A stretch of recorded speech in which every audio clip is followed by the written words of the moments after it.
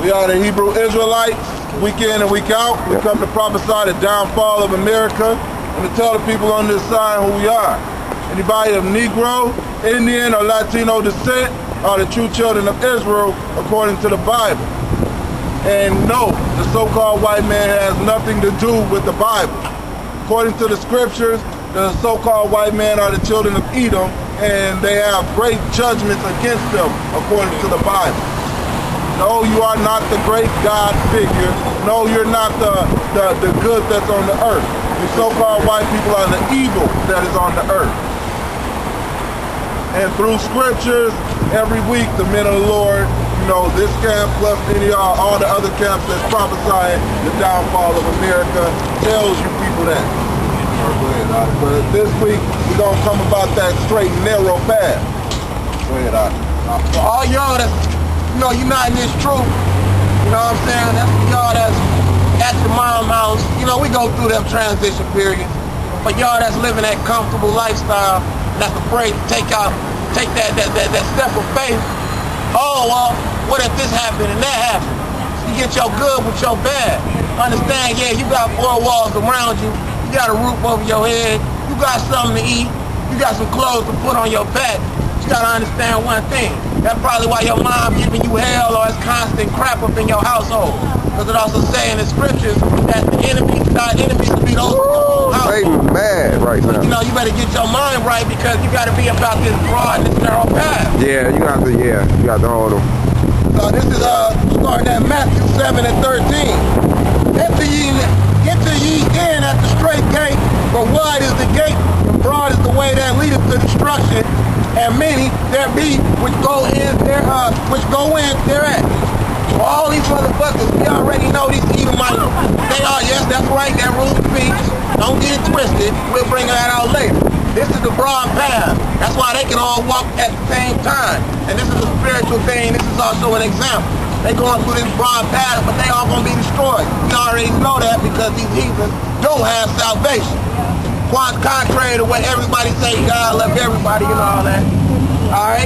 And that goes for a third of our people too. 2/3 of our people is on that broad path. That's why they actually got nice cars and they ride around here living real plush. They ain't got nothing to worry about, got a good job. You know what I'm saying? They on that broad path. Because straight is the gate and narrow is the way which leadeth unto life, and few there be that find it. And the Lord said, remnant of Israel was going to be saved. That's because only a few of us is going to make it through that path, starting with the 144, and then the 1/3 of Israel that's left. All right? So that even as the brothers came along, we all came in at first and started with this brother right here, and then he started doing it by himself, and we each came in because that gate is narrow. We didn't all come in at the same time because it wasn't broad. When you go to a narrow-ass hallway, you ain't seeing cats walking shoulder to shoulder. They coming in one at a time. So that's why the Lord bring everybody in at their own time. But understand that time is now. Don't procrastinate on it. The Lord put an unction on you to understand and to seek Him. You better get out there and do it now, because this is for real. You got something else? Go ahead. Just explaining about like how on this side, everybody just living all comfortable and shit. That's how you know the Most High ain't fucking with you in the first place.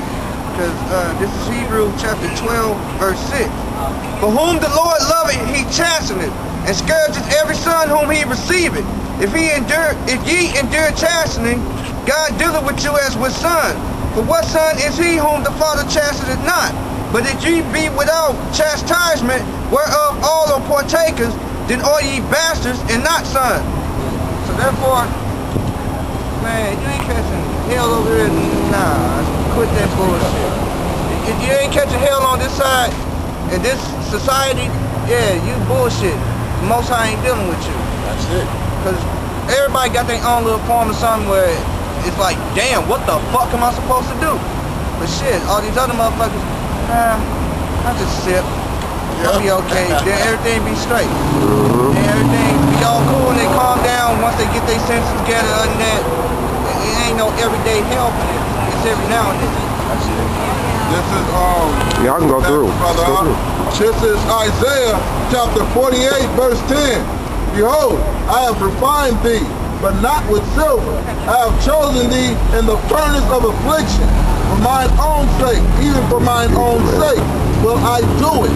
For how should my name be polluted, and I will not give my glory unto another.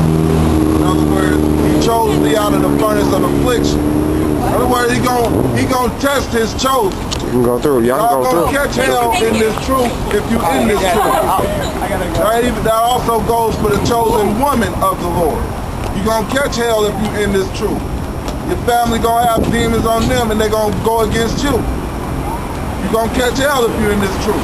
If you ain't catching hell, if you having a jolly good time in fucking America, then guess what? The Lord might not be dealing with you. You better check yourself. You know that scripture is like where it say, pretty much they think because they ain't getting fucked up for their sins right now and all this mirth, that nothing is gonna come upon them. I can't remember what scripture that is. It ain't speedily. Just because it ain't speedily, Right. judgment ain't speedily. Yeah, because judgment is not Yeah, hype it up. Come on, don't stop, come on. You can go right through. Alright. Like Ecclesiastes 8 starting at 11. Oh, Ecclesiastes. Yeah. Well shit, since I'm right here, let me bring this out real quick. You know what I'm saying? This is also backing up what the brother said. You know, because we refined in this furnace of affliction that we in right now. That's why it's hot for us all the time. You ain't never off that hot seat. That's why they call it the hot seat if you in this truth. This is Ecclesiastes 2 starting at 2. Set thy heart aright and constantly endure and make thy haste in time of trouble. We in these times of trouble. You hardly paying your rent. You barely able to pay your damn power bill. That's a time of trouble, ain't it? You sitting there with no water. You gotta go get some water from outside and doo-doo in the toilet and stuff. That's a time of trouble. That's some shit, literally. can't eat. Damn, you can't make no ramen. A lot of the stuff we prepare today, you know, that's with water, let alone not having no electricity. Cleave unto him and depart not away, that thou mayest be increased at thy last end. We cleaving unto him because the last end is coming. These latter days, these motherfuckers that's eating good, hey, that's all gonna come to an end because they ain't gonna have shit to cleave on but a damn sword or a guillotine. Whosoever is brought upon thee, or whatsoever is brought upon thee, take cheerfully and be patient when thou art changed to a lower state. Because your ass get you, it's an overnight thing. You living good 1 minute and your shit is fucked up the next. Hey, you're supposed to take that cheerfully. Because when you come to a lower state, you know the Lord dealing with you. That's that chastisement the brother was talking about. But gold is tried in the fire and acceptable men in the furnace of adversity. We acceptable because we tried by these troubles and it's heat. It's always hot on that hot seat. Right, and that's what builds character. Yeah. You know, when you're going through trouble and you still put your faith in the Heavenly Father, no matter how much trouble you're going through, that builds your character and that builds your strength in His name. The name Yahweh Ba'Ashem Yahweh Shah. Not Jesus. Not Ahaya in Yeshaya. Not Jesus. Not none of that BS. No, not Jehovah. Yahshua. Right. None of that. Yeah, none of that bullshit. Fuck that. Yahweh Yahweh Shah. That's the name that builds up that character in the furnace of affliction. Believe in him and he will help thee order thy way aright and trust in him. Jumping down to 13. Woe unto him that is faint-hearted. Woe unto him that is faint-hearted. In other words, you can't take it. If you can't take it, woe unto you. No matter what happened, you keep going. You strive for it unto death. But when you faint-hearted, like, oh, I can't take this no more. I can't keep on believing in this. It's too hard. Woe unto you. And that's destruction. Yeah. Y'all want to, y'all cussing and stuff. Hey, that's like a cuss word back in the day when a motherfucker come up and say destruction to your ass. What the fuck? That's like someone saying you a bitch ass nigga. They would get mad. Lord said that plenty of times to the Pharisees. Then they get pissed off and try to put their hands on him and try to go against him and stone him. Yeah, tell a motherfucker destroy you back in the day. That's like saying fuck you to your face. So everybody, and them faint-hearted cats, he cussing, I gotta go. Oh, get the fuck out of here, because you're gonna be destroyed. Right. If you can't take a goddamn cuss word, you ain't built for the truth. No. Fuck you. Go home. Go chill with your Edomite bitch or something. If you scared, motherfucker, go to church. Right. Exactly. Go to church. Go hear Deacon Donut or Pastor Pork Chop preach to your ass. Reverend Rainbow. Y'all can go right through. I don't know why the fuck y'all go behind. People that come to the church. Yeah, trying to end up touching your wife. Right. Oh, I need some counseling with her, brother. I'll take her in the back. Hey, she come back with a smile on her face. I even fucking the deacon. Come on, y'all in the deacon booth. Deacon don't give a fuck, cause he serving out that damn bread and that motherfucking wine and shit. He think he got a head title in this mother. For he believeth not, therefore shall he not be defended. Right. This is the defense right here. This is the defense. This is that sword and that shield, and we draped in the armor. Yahweh Bashem Yahushua Mashiach. We wearing that armor because the Lord has protected us. Oh yeah, this nigga got a damn raggedy ass garment on. Nah, man. Fuck all that. This is what the Lord told us to wear when we come out here and we tell these heathen and even these 2/3 niggas something. Alright? This is symbolic.